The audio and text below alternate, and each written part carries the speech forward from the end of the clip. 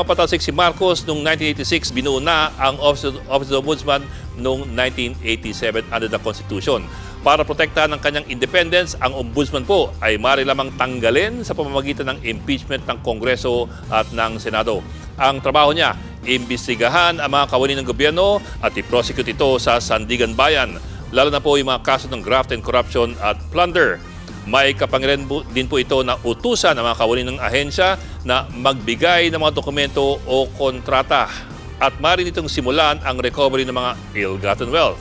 At ito pa, ang Ombudsman may kapangyarihan mag-issue ng preventive suspension para sa mga kasong hindi pa tapos para hindi makialam sa kaso ang mga nasasakdal. Sa mga administrative cases naman, maaari po itong mag-utos ng outright dismissal sa mga opisyal. Isang kontrobersyal na kaso, ang utos ni Ombudsman Ombudsman Conchita Carpio Morales na i-dismiss noong 2016 si Senator Joel Villanueva dahil po sa kaso ng pork barrel scam noong 2009.